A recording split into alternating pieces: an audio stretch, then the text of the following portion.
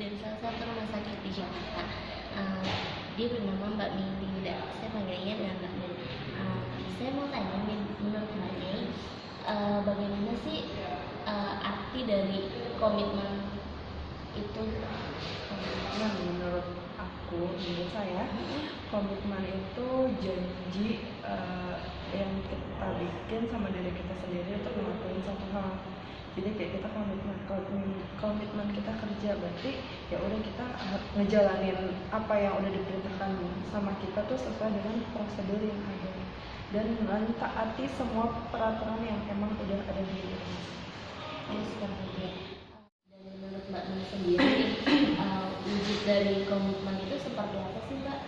Wujud dari komitmen itu misalnya kalau menurut saya gini, kita udah komitmen bekerja di sini, berarti kita harus ngikutin semua peraturan yang ada di sini. Contohnya datangnya kita tepat waktu, pulangnya tepat waktu. Kemudian kalau ada rapat, kita dituntut untuk ikut rapat tersebut, kita harus bisa hadir. Kemudian juga saat kita harus selalu ada di tempat gitu, jangan sampai misalnya atasan nyari kita nggak ada di tempat, kita ngeliat di mana. Itu udah melanggar komitmen dari diri kita sendiri. Seperti itu. Kalau wujud profesionalisme,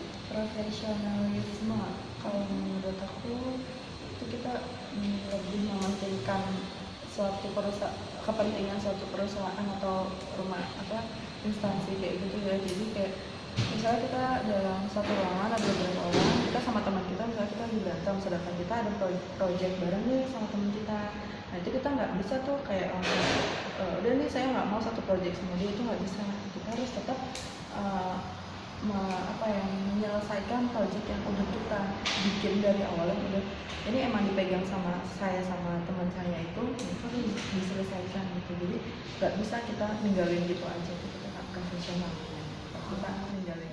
Pertanyaan terakhir, menurut Mbak Mei sendiri, wujud dari kepemimpinan itu seperti apa ya, Mbak?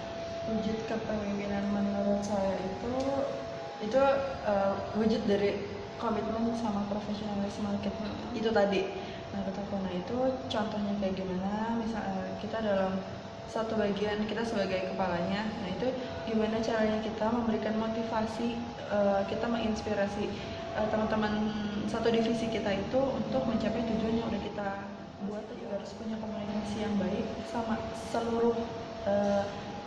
seluruh orang yang ada di tim itu. Jadi nggak cuman baik sama satu dua orang doang, nggak cuman kayak sensi sama satu atau dua orang juga kayak gitu. Itu dia wawancara dari pertanyaan kita tentang trisinergitas Bakamla. Semoga teman-teman dapat mengambil nilai-nilai dari jawaban Mbak Mei. Sukses dan sehat selalu, Mbak Mei.